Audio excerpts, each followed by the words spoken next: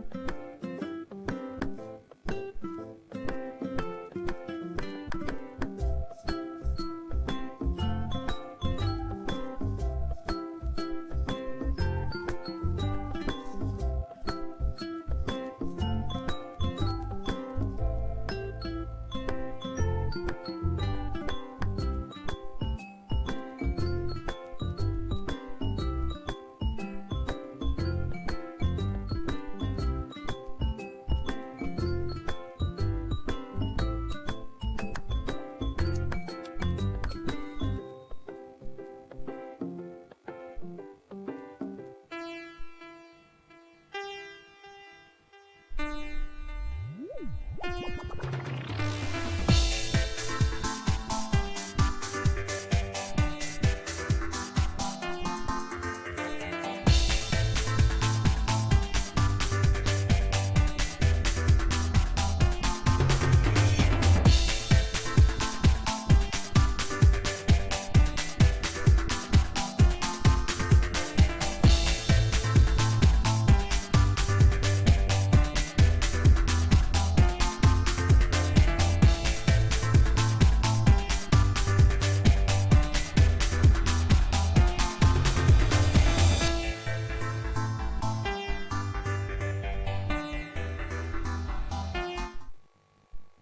back. It's still Thursday's edition of Morning Ride, and of course, I'm not alone in the studio. Mr. Bonnie Akeze, our paper analyst, is already here in the studio. Good morning, sir. Good morning, Chizzy. All right. Good morning, sir. Thank you Blessings, so good much for morning. joining us. And of course, Blessing Osiabada is still very much here, sitting pretty. It's now time for paper review, and we have a number of papers for you this morning. We have the Daily Trust newspaper, we have the Guardian newspaper, we have the Daily Times newspaper, the Daily Independent newspaper, the Nation's newspaper, the New Telegraph newspaper, and the Nigerian Tribune newspaper. Very quickly, we'll dive right in, and we'll be starting with the Daily Trust newspaper. And first, here's the screaming headline says, Senate AGF to review tax reform bills today. Now, the writer to that story says, public hearing suspended indefinitely, new city and aberration. At the top there, we have how tax reform bill put Barua on the spot. Another story here says staff opted for voluntary retirement. That's on that's also on the Daily Trust newspaper, and this is by the CBN. 12 burns to death in Yobe road accident. Another story here says Lukarawa responsible for Zamfara explosion. This is by the police. Another story here says how 4 police officers stole 43 million naira from cargo driver. Another story here says there's special end of year train services for Nigerians. This and many more you can get on the Daily Trust newspaper. Next is the Guardian newspaper. The major headline in the Guardian newspaper says, Antimicrobial Awareness Week. Antibiotics abuse worsens drug resistance. Claims 64,500 lives yearly. That story is on page 6 of the Guardian newspaper. At the top banks, we have Zenith emerges Bank of the Year in Nigeria. At the bottom strip, why NIN has not been effective in stemming kidnapping. That's on news page 29. MacArthur orders lament loss of $200 billion to corruption in Nigeria. That is on news page 4. Tax reform bills. Senate bows to pressure, suspends hearings. That is on news page 6. Court remands Farotimi till December 10 for alleged defamation. You can get that on news page 5. NNPCL Fort Falana insists Port Harcourt refinery producing fuel. That is on news page 28. Oyo Osun residents will never allow APC back in power, Makinde says. That is on news page 5. And the last headline from the Guardian newspaper says federal government earns 2.78 trillion naira taxes from telecoms tech companies in H1. You can get that in business page 15. And that is the last headline on the Guardian newspaper. All right, the Daily Times newspaper is next, and first buzzing on our headline here says Senate bows to pressure, suspends further action on tax reform bill. The writer to that story says constitute committee to meet presidential team today. At the top there we have Benue killings, reduce proliferation of small arms, Senate urges security agencies. Another story here says PRP chieftain calls for stepping down of tax reform bills. There's another story here says that Nigeria, South Africa launch advisory council to boost trade investment. Next story here says South Africa seeks Nigeria's lithium support G20 bids. At the bottom here we have UK to deport Nigerian Pastor Toby Adeboyinga. This and many more you can get on the Daily Times newspaper. Okay, let's look at the Daily Independent newspaper now. Daily Independent has as major headline, Tax Reform Bills. Senate raises committee to meet federal government delegation over grey areas. The Riders says it won't allow bills to aggravate country's problems. Suspends public hearing, other issues related to the bills. At the top strip, court remands Dele Faratimi for allegedly defaming Afe Babalola, and the rider Atiku Obi Ezekwesili condemn arrest, detention of rights advocates. CBN dismisses forced retirement claims, says staff exit voluntary. At the bottom strip, Zenith Bank wins Bank of the Year award in the Banker Awards 2024. That is on page 29. Oshun Oyo people to reach or to teach APC lesson, Makinde boasts. That is on page 29 as well. Benue killings. Senate calls for restriction of cattle movement nationwide. That is on page 7. Tax reform bills. COEASU cautions federal government against negative implications on TED fund. That's on page 7. Nigeria. Other African airlines climbed 10.4% in passenger travel in October 2024. They have Cape Town Convention, 10 additional aircraft to arrive Nigeria soon, says NCAA. That's on page 6. And then we have Abiodun presents 1.055 trillion naira 2025 budget to Ogun Assembly. That's on page 6. And the photo speak here is that of our own governor, Right Honorable Sheriff Oborewere, Commissioner for Justice and Attorney General. We also have the Delta State clerk, Delta State House of Assembly clerk, and the Speaker, Omotimi Guo, signing the 2025 appropriation bill into law. It was just signed in yesterday. Yes. Okay, the Nation newspaper is next. First on the headline here says tax reform bills, Senate executive in bid for consensus. The writer to that story says organized private sector tax expert Sanwo-Olu reform a necessity. At the top there we have South Africa targets Nigerian lithium for e-vehicle revolution. Writer to that story says foreign investment safe, says Tinubu. Okay, at the top there we have Bronu woman wins every home a garden, 25 million naira top prize. And that story here says CBN explains extension of early exit plan for all workers, and that's on page 7 of the Nation newspaper. Zenith Bank is winner of 2024 Bankers Award. This on page 7. Abiodun presents 1.5 trillion naira 2025 expenditure plan. Another story here says 61 aircraft to join NAF fleet next year. Air Chief, it's our golden era. One story here, another story, the last but not the least, says Kwara government demotes teacher for stripping whole member. This and many more you can get on the Nation newspaper, so please do grab yourself a copy. Next is the New Telegraph newspaper. I'll just pick some headlines from the New Telegraph. And the major one here says, Senate buckles, suspend hearing on controversial tax reform bills. The rider resolves to hold wider consultations. Proposed reform will destroy public tertiary institutions, COEASU warns. As ATAF says, Nigeria, other nations lose $50 billion annually to tax evasion. Get that on pages 2 and 3. At the top strip, we have Nigeria's debt stock inches to 140 trillion naira, defies global decline.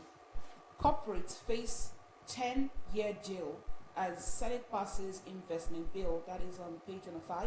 We have French Prime Minister Michel Barnier, ousted in no confidence vote. The writer says Niger junta takes control of French uranium mine. That is on page 4. Hardship, on demand, movie channel Netflix to exit Nigeria. That is on page 8. But they've come out to actually say that is not true. The report is not true. But let's move on. We have on pages 2 and 7, poor flight operations. Upper Chamber summons aviation minister orders. The writer says, passes bill to establish police training institution. I think I'll just stop here for the New Telegraph. Let's move on to the next. All right, the last but not the least paper here, we have the Nigerian Tribune newspaper. Still the screaming headline that says Senate suspends action on tax reform bills. And the writer to that story says summons emergency meeting with Attorney General of the Federation to iron out disputed areas.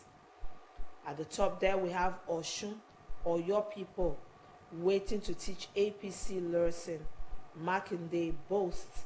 The writer to that story says hails Adeleke on infrastructure projects. Another story there says alleged defamation, court remands Farotimi in prison. NBA condemns arrests, demands his immediate release. Another story here says bandit plans explosive along Zamfara Road, kills travelers. This and many more you can get on the Nigerian Tribune newspaper. And that's all we have on the newspapers for today. Please, let's head back to the studio.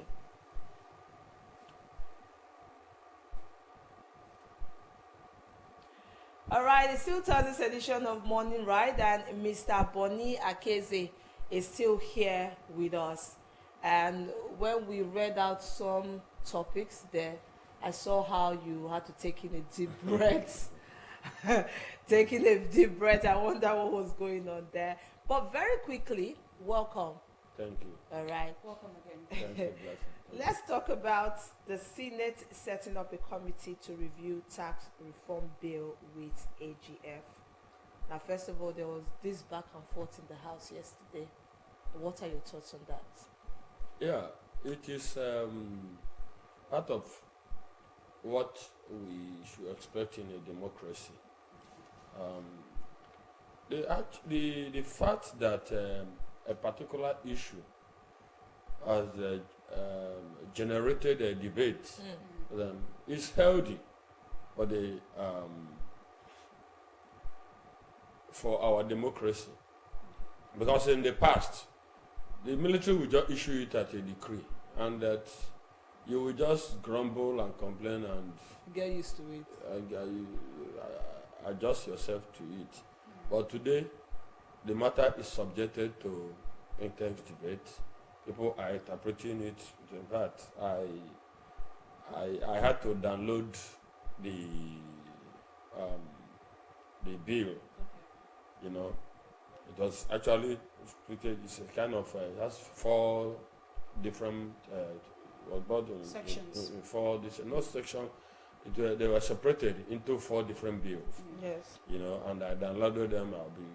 I've been going through, try to understand the conversations, the basis of the conversations that are going on. Okay. So what the Senate they have done, yes, it is part of the parliamentary process. So at the end of the day, what is going to be enacted into law would have taken into account, you know, the considerations of different segments of the society. So what is going to be enacted into law will be a form of consensus of what everybody has agreed on. Okay, So, now that you've downloaded the tax reform bill, you've gone through it, some of it, what is your stance on this tax reform bill? There are different opinions. Some persons feel like this bill shouldn't be passed into law because it will affect the Nigerian economy. Just like the New Telegraph has some riders, we have this would I call it an institution or would I call it an organization? COEASU has said that the proposed reform bill will destroy public tertiary institutions. ATAF says Nigeria and other nations lose $50 billion annually to tax evasion. What is your take on this tax reform? So you can see the different dimension to it. Yes. If you go to if you do financial studies, you will know that naturally, as from evolution, people are not ready to pay tax. Okay. People will use every tactics, everything To avoid paying tax. to avoid paying tax. Yes. Even in debt management, you will see that only very few people will willingly pay their debt. Okay. People borrow money and want to look for the slightest route to evade payment. Okay. So, for government to get people to pay tax, to have a robust taxation system, the government has to put its feet down. Okay. You know, have to put its feet down. There are a lot of politics, a lot of shenanigans, a lot of things will go on. But most times leadership takes doing what you know is right, what is correct, even though some people, sometimes have majority, may not like it, because what you call majority, what we don't understand, because we always refer to the Athenian democracy, the democracy in the Greek, you know, but they forgot that democracy, the participation in that democracy did not involve all and sundry in that society. The Greek society had over 70% of the populace of that time were slaves. So when you are talking about the democracy participation, those 70% were excluded. So when you talk about democracy, when you talk, of course, when they said majority, they were talking of majority from that 30% that they think, the 30% of the ruling class, the free person who think they have the capacity to reason, they have the capacity to make judgment. Okay. You know, so that is part of the lesson we have to understand about them. So sometimes in our own client life, when you talk about when you are looking at the politics of developing areas, and as we want to look at it, the political economy of peasant societies, you will know that leadership decision making is tough, because your opposition is going to, your opponents are going to mobilize people who doesn't even have any iota of understanding of the issue at stake. Okay. Okay. To begin to make pressure. Means that do you support that this tax reform bill should be passed into law, having downloaded and read the tax reform bill? No, I've not read everything. Okay. But what I've seen, yes, it should be passed into law after all the shades of opinions that are being espoused have been put to the table and discussed. All right. Okay, just to add to what Blessing has said, now, this has generated a lot of controversies, as you know, but more of the resistance against this bill is coming from the northern part of the country. Why do you think so? Yeah, you see, number one, some persons have read it and said, okay, like one, the former sharing formula that was used in the disbursement of the VAT proceeds have been altered, and in this new one, what they call it, derivation has taken precedence over other criteria. And that is what does not happen, because if you check the VAT returns over the years, you will see that even one or two states in the south combined, their VAT returns doubles the entirety of what is collected for from the north. So when you go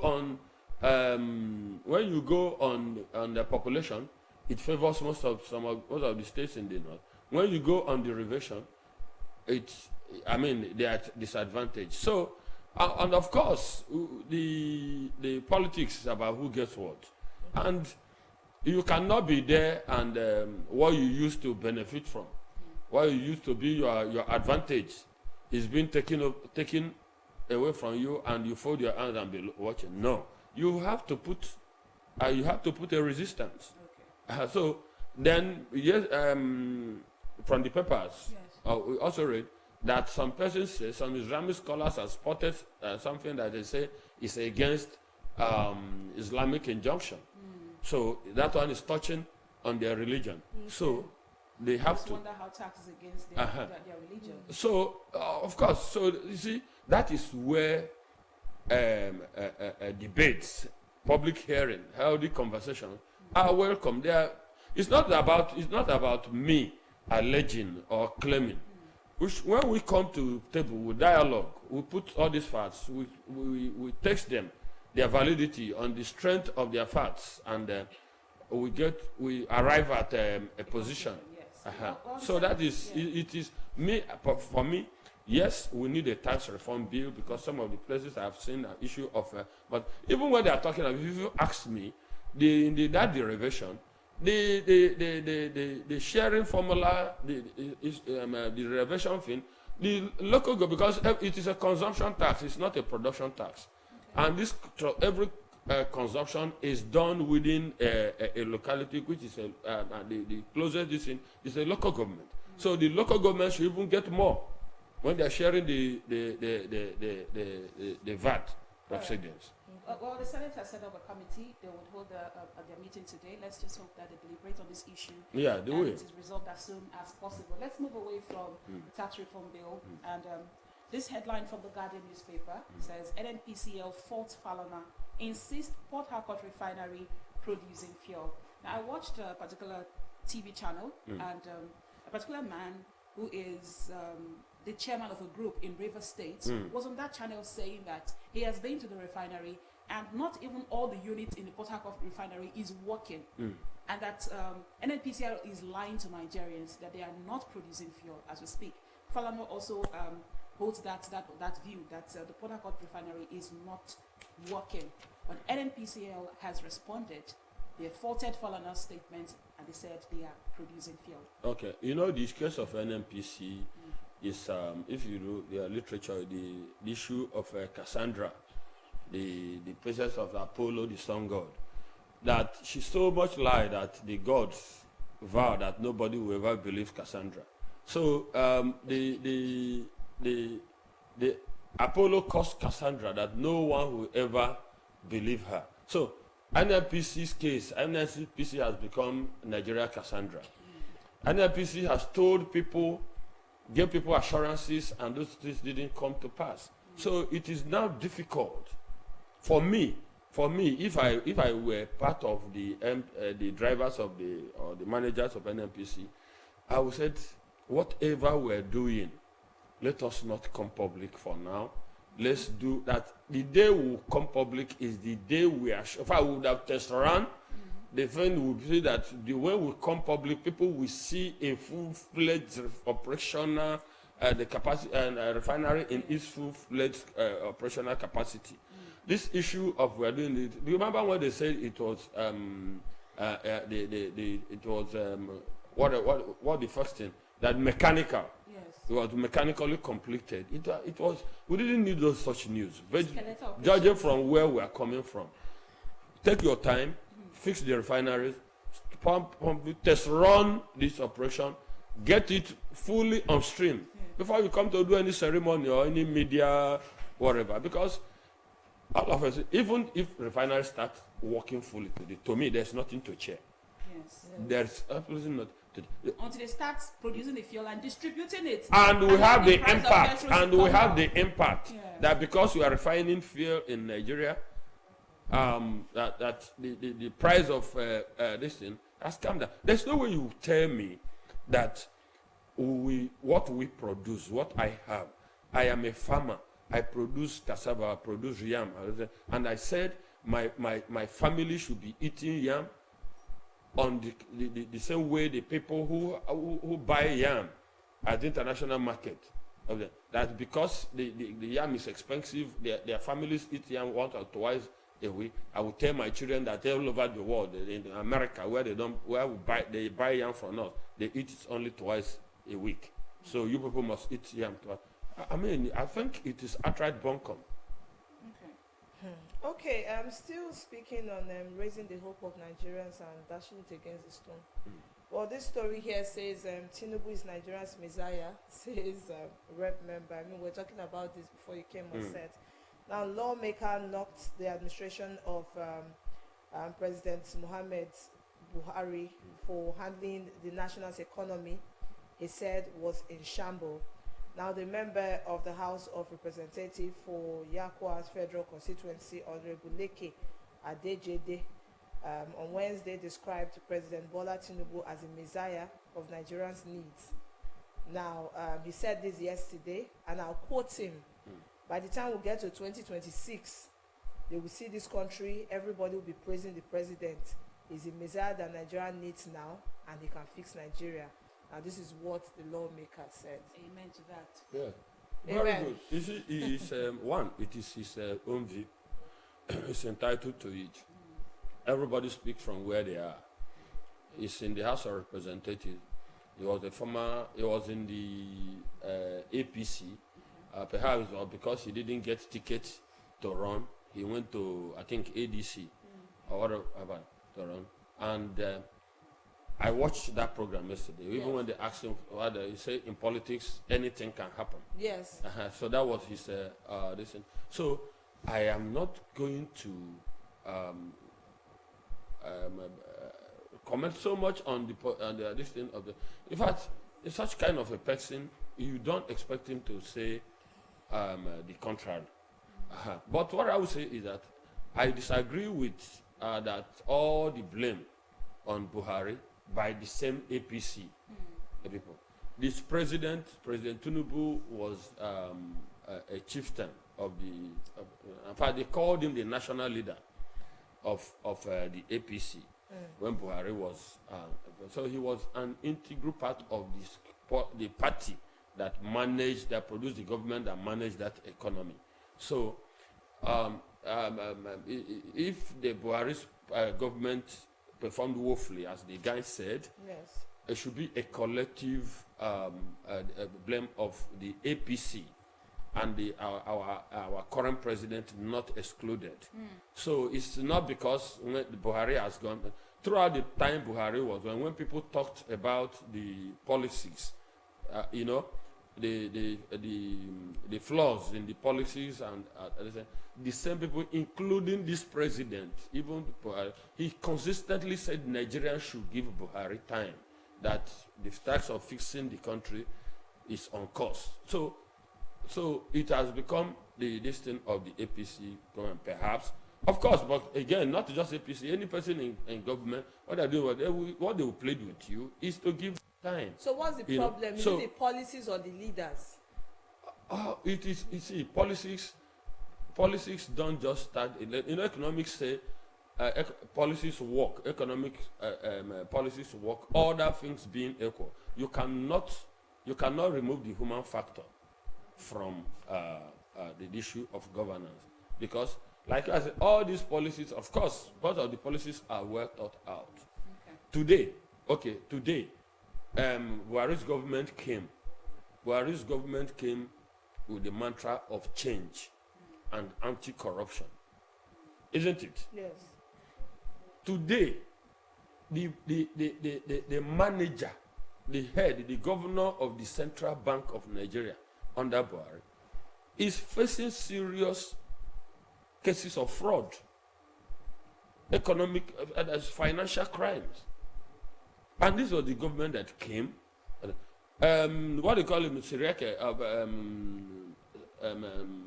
the aviation minister under Buhari is facing corruption. So the government that came to fight corruption, the government that came for change, the government that and Buhari came as a messiah. Buhari was touted as a messiah. He's no nonsense person. His integrity is this, is that, and that. At the end of the day, the same people who campaigned for Buhari are not saying that that his government was a disaster. So we should hold our peace before we begin to make statements, declaration about this current government, even by the people themselves. Okay. Let's move on now to this very disturbing headline. It's on all the newspapers this morning, and so many persons have come out to speak on it. I remember Peter Obi talking about it, Atiku himself, now Ezekwe too has condemned the arrest of human rights advocate Farotimi. The headline on the Daily Independent says, Court remands Dele Farotimi for allegedly defaming Afe Babalola. Your take on this particular issue, because Nigerians are talking about it. They've said it's abuse of power. The police have abused the rights of this activist. Do you think that Farotimi actually committed a crime for releasing that book? Well, I have not read the book. I have not see all the sides of this thing. But what I want to say is, Farotimi is not somebody who should be afraid of being arrested. Sometimes He not just arrested, he has been detained. Yes, you see, Nelson Mandela. How Nelson justice system Mandela is was in prison for how many years? See, if you an activist, a revolutionary, we look forward to being arrested. Wow. Yes, we look forward to it. If you are a change agent and you are not ready to be arrested, please go to your house and rest. You know, it's part of it. If you don't test the law, some people may not even be enlightened, be educated on what is going on. So it is the matter is in court. The lawyers are there to do their work. So we don't even have to even comment so much about a matter that's already before It's a serious matter court. because So you said you've not read the book. He released the book titled Nigeria and Its Criminal Justice System. Yes. In that book, he alleged that Chief Afe Babalola is a corrupt judge and he has corrupted the Supreme Court of Nigeria. Yes. So he will go to court to do, to plead his, take his charges. Yes. So we cannot begin to talk. Are we going to begin to do media trial or media judgment for a case before? That's sub judice. So we should trust the justice system in Nigeria. What we do is, it's not about trusting. What we do is we follow as interested parties, interested citizens. Okay. We should follow the story. We should follow the case as it To the end. as it, and see what is going to happen. Okay. It's just like the issue of the children who were arrested Yes. for hashtag end bad governance. Bagana, that they were waving Asian flag. That very day, Or flying the flag, right? yes, that very day, a journalist friend called me. They said they want to interview me on that. I said, okay, fine. He said, what about the flying of flag? I said, my friend, I'm sure where you are standing now, if you look out, you will see maybe if there's a church, a hotel, a car shop, you will see the flag of America, Britain, and different countries flying all over the world. So let us see where this matter. That was the day or a day after, just a day or two after those arrests. I said, let us see the extent this the police is going to go over the map, and we have see where they have ended on it. All right. Okay, thank you so much, Mr. Bonny Akeze. This is where we'll draw the curtain on paper reviews this morning. Thank you so much for coming. Thank you. Thank you so much, sir, for your Thank you. analysis. Thank you. All right. Okay, still to this edition of Morning Ride. Don't go anywhere. When we come back, it will be time for our interview segment, and our guests are very much in the studio.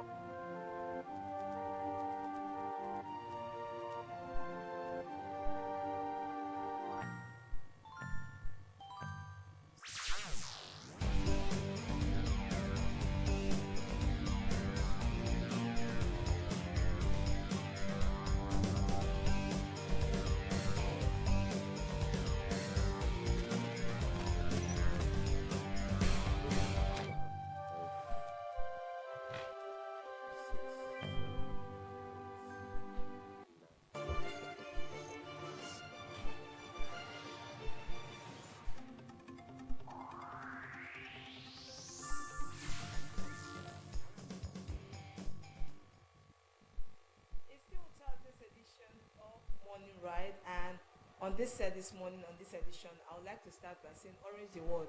I feel like that should be a greeting. We were just saying that before we came back to the studio. Now, we're still on a 16-day activism, and the theme for this year is sexual and gender-based violence.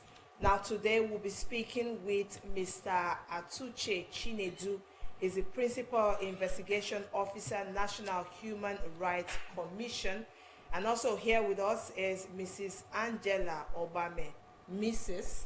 And she's the Assistant Director, Investigation and the Coordinator of the Delta State Office of Human Rights Commission. To the magic fingers in the studio, can we have the topic on our screen? And today's topic we'll be talking on how do we handle the issue of gender-based violence. Good morning, sir. Good morning, ma'am. Good morning. Welcome. Thank you. Good to have us. All right. Good morning. Yes, good to have Welcome you. to Thursday's edition of Money Ride. Welcome. Thank you. Okay, very quickly, I would ask you this first question because a lot of persons don't know what activism means. We only say activism, but some persons don't really know what it means. So what is activism?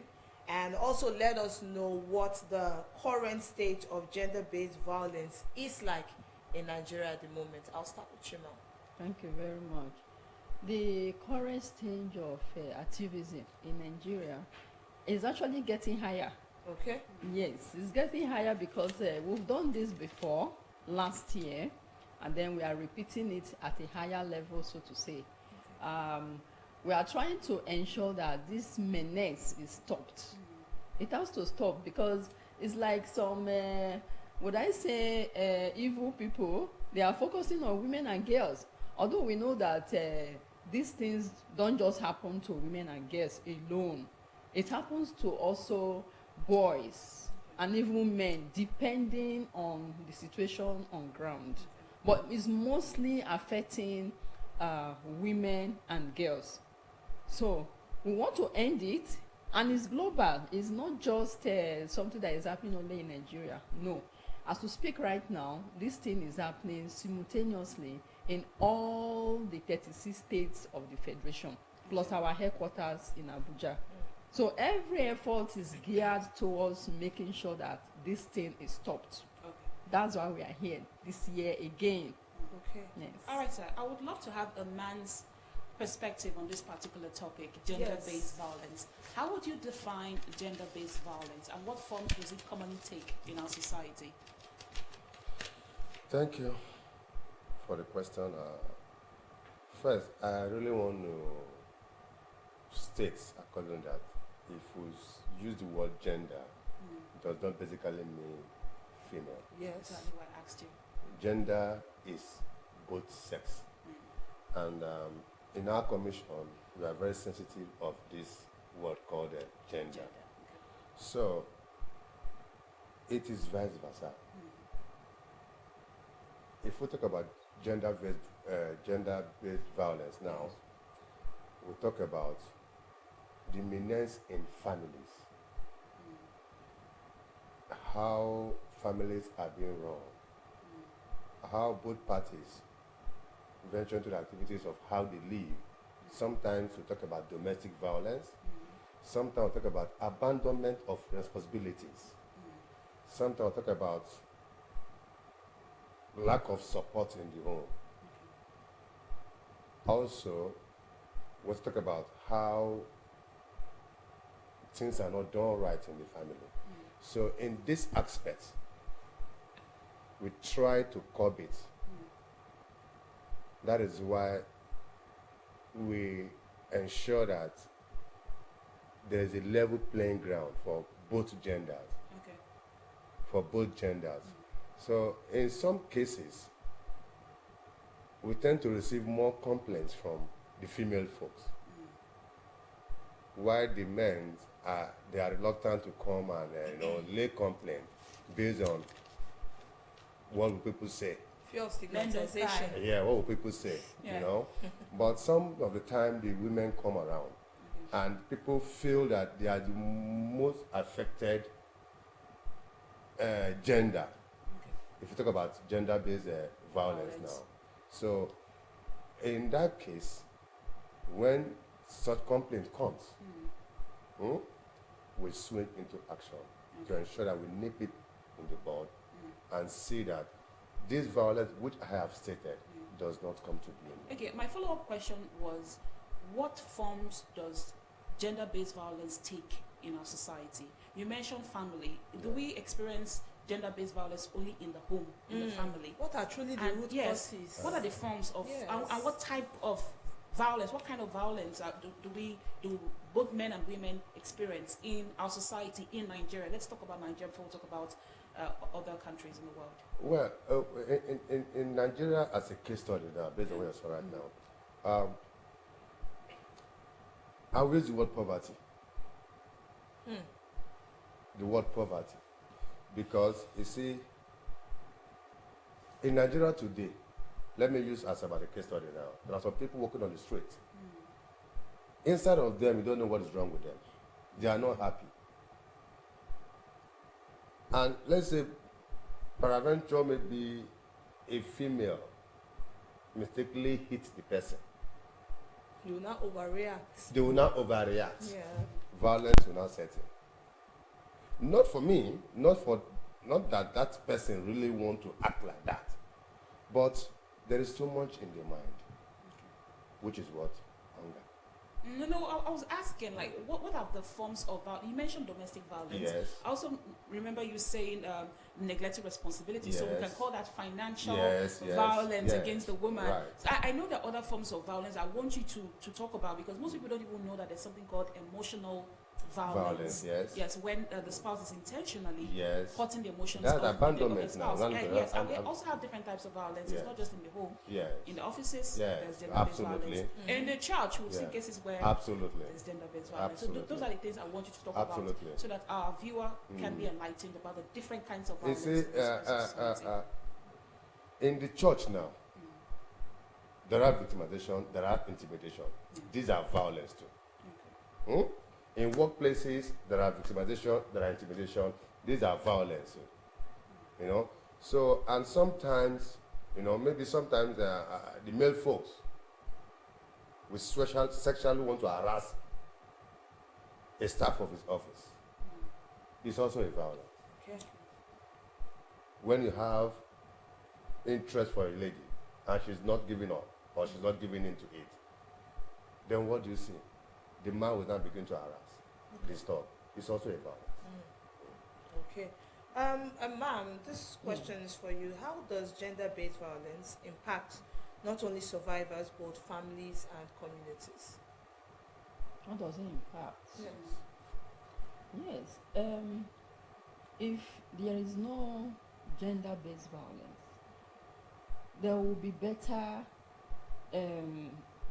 placement of men and women. Okay. There will be more healthy society. People will act better. So, if you say gender-based violence, how does it impact the family? It's very important because the woman knows that the man is there and is ready to do the right thing at all times. The man knows that the woman is there and she's ready to do the right thing, as well as the children themselves. Now, when we are talking about gender-based violence, it can also go to specifically the rape. Somebody is not interested in having sexual intercourse with somebody, and somebody is trying to force her. Or force to go, him. yes, or force Because him. it's both genders now. Yes, yes, because it's vice versa.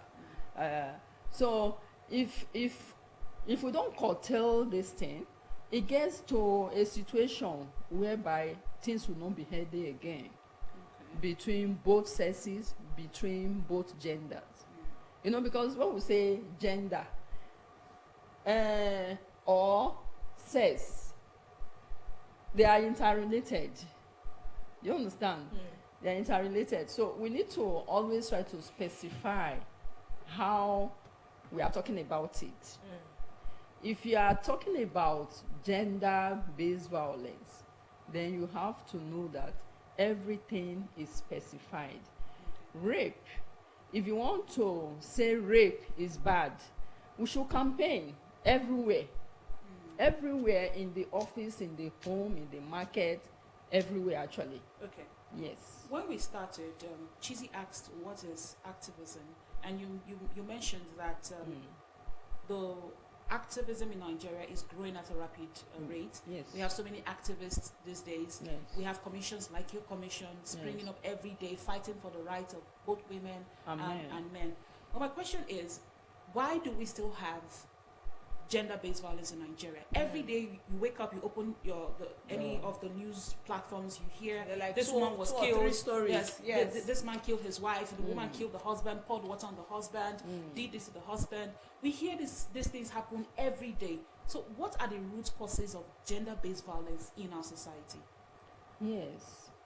Some people are pervasive. No matter what you say, they tend not to listen. They tend not to listen. But do you know what? If nobody was talking about it, this world will have become so worse, up to the point of being worst. But because we are talking about it globally, if not that we are talking about it globally, this thing will have escalated so much. Okay. That's just the truth. So we shouldn't get tired. As we talk about it, somehow it will be reducing.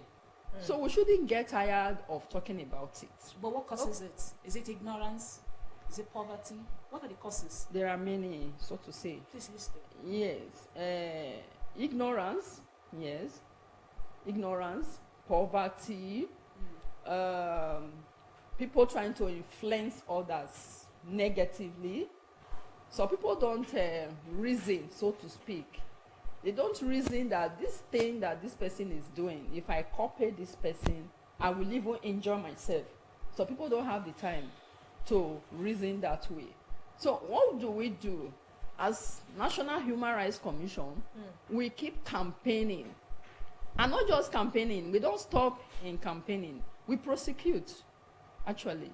When we catch somebody that is so focused on trying to cause problem for others in the society, in the offices, in the school, everywhere, we take it a step further by prosecuting the person. But when we say prosecuting, we have to investigate. We investigate to find out the truth of the matter, and then we can imprison the person. We can imprison the person, and we collaborate with people or organizations like the Legal Aid Council. Yes, you heard about the Legal Aid Council. They give us lawyers sometimes. It's not that we don't have our own lawyers. Yes, but their main focus is to offer pro bono services. So when we are doing our own, we also collaborate with them. In essence, we have to continue talking about this thing and prosecuting. Okay. Yes. Sir, I see that you're itchy to say something, and I liked that prosecution part. But my question is, why we prosecute? Are these prosecutions and punishments made public? Because if people are aware that most of their offenses are liable of prosecution, then I think many of these things will not be happening. Are they made public? Do people know that you can go in for this? You can go to prison for so many years. Are people aware of this? The truth be told, that our services is governmental. Okay. And everything we do is within the coffers of the government. If there is a matter before us, if you are making it public, that means you are also infringing on the right of that person, Which person? the victim, Okay. or the suspect. So everything is done, except on some cases where it has to go public. Okay. But matters that concerns domestic violence and all that, you don't need to make them public. Okay. We treat it in the commission. Okay. And if it needs the matter to be prosecuted, we refer to the appropriate authority. Okay. Okay, can you let us in on some of the initiatives that your organization has implemented to prevent these cases of gender-based violence? Just like my state coordinator has mentioned, Yes. our mandate is to promote, Okay. protect, and enforce. So if there are issues of gender-based violence, we try to enforce the law Okay. on the respondent, and it will be treated appropriately. That's how it's done. And there's a follow-up. Absolutely. That's obviously we monitor what we do, because we have investigators, we monitor, we investigate, Okay. and ensure things are done the right way. Okay. Okay, since we're talking about what your commission does, speak to us about the 16 days activism against the gender-based violence. I remember our lady here said you did it last year, Yes. and you're doing it bigger this year. Yes. But we're still seeing gender-based violence every day. Yes. What is the role of the 16 days activism, and how does it help? How has it influenced or impacted on the sexual-based violence in our society over the years? Wow. One of which is what we are doing here Okay. in the studio. Today is day 9. Today is day 9. Okay. And I believe there are viewers out there listening to us. Yes. We are sensitizing them on what is sexual, gender-based violence. Violence. They are listening to us. So as we are passing this message right now to them, they are listening. And they know that, oh, this thing is evil. Don't do it. If you do it, there are watchdogs watching at you. All we just need is, if there are victims of this, the commission is open Where's the commission? Where's the office? at Mera Bangada Way, 10 Mera Bangada Way, opposite to them. The commission is open Monday to Friday, 8 o'clock to 4 p.m. every day. Bring your complaints. Why will the commission swing into action? And it's totally for free. Absolutely free. Okay. How safe are these victims? Because sometimes when people go through violence, any form of violence, they are scared to speak up because of stigmatization. Okay. They are scared that when they report, the abuser will come for them. Yes. How safe are victims if they should come to your office? How does your office provide protection for victims of gender-based I violence? have just told you. Our mandate is to promote, protect, and do what? Enforce. Okay. I think with this I've answered your question. Okay, so still talking about the 16 days activism, what do you do for the 16 stretch days of period 16 of days? time. What do you do? Do you go to communities, rural Sensitization. places to sensitize? Since 25th, we have not rested. It is a day-to-day activity. Tomorrow, we are going to visit schools and churches. Today is for the TV station. And I believe that we are here. The Deltans are listening to us. We are a federal government agency, and we are working in the state. We are even working for the governor of the state, and we're working for all the Deltans. So whatever we do here, we do it for the Deltans, in as much as we are federal government staffs. Okay. So that is how it works. All right. Okay. Talking about the federal government, what policies and law has the Nigerian government established to address gender-based violence, and how effective has it been so far? This there is a new law, the VAP, Okay. Violence Against Persons Prohibition Law. This sexual menace is part of the purpose of that bill. You know, so you have to make sure that those people who perpetuate all these things against women, against girls, and even boys sometimes, because I know you are aware of sex through anus and all those Yes. things, you Yes. know. So they are all evil, actually. They are evil. So the VAP law goes into trying to stop this menace. There is a law since 2015. The VAP law, yes, since 2015. Probably it has not been so enforced, but right now it's being enforced. Okay. There is no organization which is connected to law that doesn't know anything about VAP. Okay. Yes. All right. In other countries, I believe that they have strict stricter or better policies and laws against gender-based violence.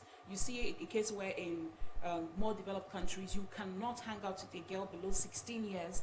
Once they discover that you're hanging out with a girl below 16 years, you can be arrested. The parents can sue you, you're arrested. You see justice being served immediately. But here in Nigeria, we see cases of, victims coming up to say, I have been raped, and then justice takes a long time, takes months. Sometimes it's even swept under the carpet. Sometimes families will say, don't bring it out to the public because they don't want people to know that your daughter was raped or your wife was raped or anything happened. Do you think our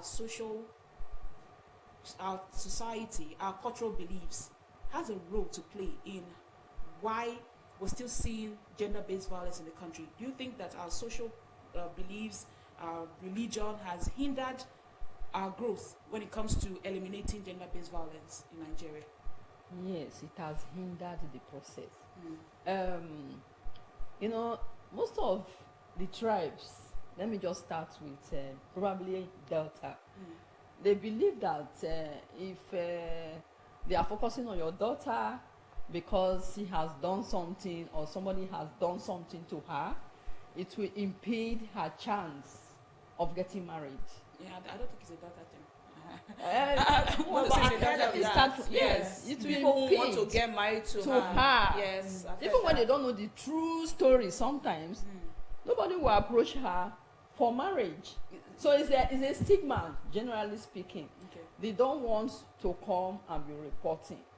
But let me tell you that just like my colleague was saying, some of these things we handle them indoor, but when it gets to the time when we must bring it out to the open, we do. Yes, we bring them open to the public for them to know what is going on.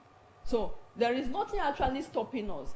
It's because we want to focus on how we can successfully handle the issues. Okay. That's why we try to reduce the focus. But most times we handle these matters very successfully. You were talking about how we can handle these matters successfully. The Child Rights Act is a document that we also use.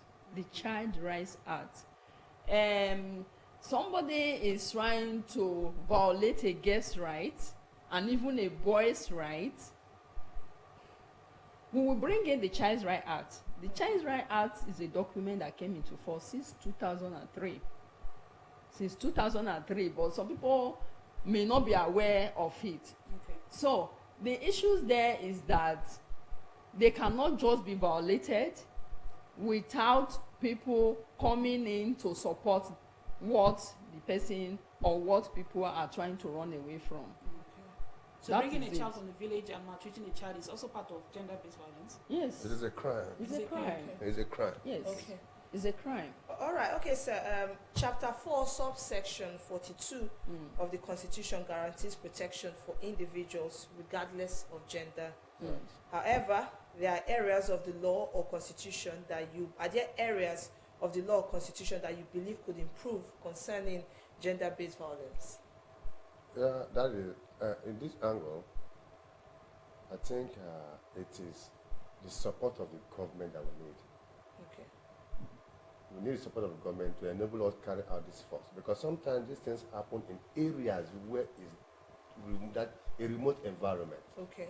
Talking about Brutu as a case study now. Brutu is a distance and it's remote. I know that a lot of crimes happen there, but before they will access Asaba, Yes. it takes a while. Delta State is very big and wide, so we need the support of the government to enable us to reach to these areas, and to make it easier for communication. And By, also, by so doing, it will enhance our work processes. Okay. How can individuals be a part of this your 16-day activism? Say I want to join you, my people want to join you. How do we go about We are it? not doing it alone. We have CSOs, we have other organizations, and non-governmental organizations Okay. that are with us, Yes. in support of this campaign Okay.